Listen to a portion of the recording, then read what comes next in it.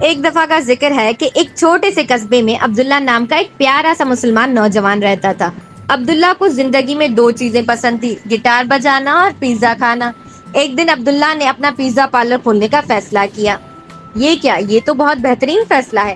اس نے اسے عبداللہ کے لذیذ پیزا پارلر کا نام دیا اور شہر میں سب سے مزیدار پیزا بنانے کا کام شروع کیا۔ لیکن عبداللہ کا بڑا مسئلہ تھا، اب وہ کیا ہوگا؟ وہ پیزا بنانے میں اتنا پرجوش تھا کہ اوون بند کرنا ہی بھول گیا۔ پیزا پکنے لگے اور پکے اور پکے۔ کچھ ہی دیر میں پتہ ہے کیا ہوا؟ پیزا تندور سے باہر اڑ رہے تھے جیسے گرم پنیر پیزا کے ٹکڑے۔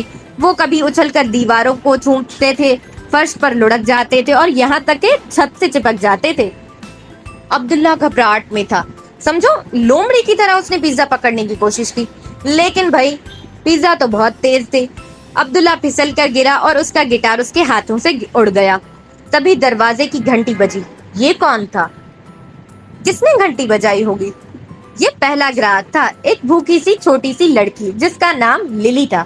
عبداللہ نے مسکراتے ہوئے للی کی طرف دیکھا۔ عبداللہ کے مزیدار پیزا میں خوش آمدید، میرا خیال ہے۔ للی نے ہنستے ہوئے کہا، یہ اب تک کی بہترین پیزا پارٹی ہے۔ کیا میں ایک سلائس لے سکتی ہوں یا پھر دو تین؟ عبداللہ نے کہکا لگایا اور کہا، للی اپنی مدد کرو، یہ گھر پر ہے یا میں فرش پر کہوں؟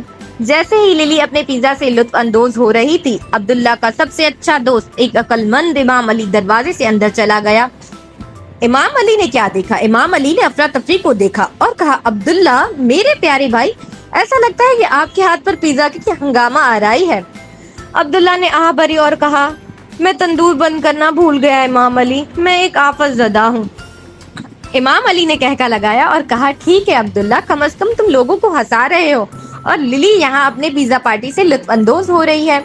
للی نے جوش سے سر ہلایا، اس کا چہرہ پیزا ساس میں ڈھکا ہوا تھا۔ یہ اب تک کا بہترین دن ہے، کیا میں کل واپس آ سکتی ہوں؟ عبداللہ نے مسکرا کر کہا، اگر تم آگ بجھانے کا سامان لانے کا وعدہ کرو تو للی بے شک آ سکتی ہو۔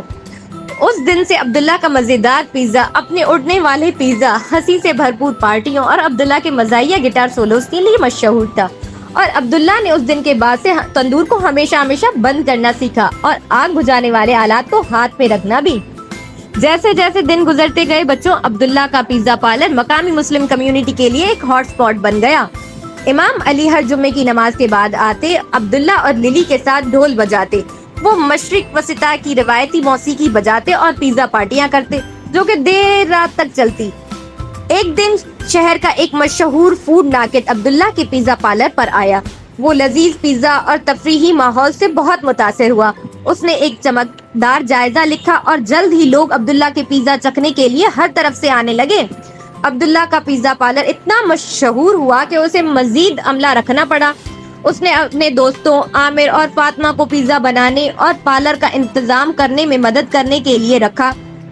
انہوں نے مل کر اپنے مزیدار پیزا کی مانگ کو پورا کرنے کے لیے سخت محنت کی اور اس طرح عبداللہ کا لذیذ پیزا مسلسل پھلتا پھولتا رہا، جو کمیونٹی میں خوشی اور کہکے لاتا رہا۔ اور عبداللہ پھر کبھی تندور بند کرنا نہیں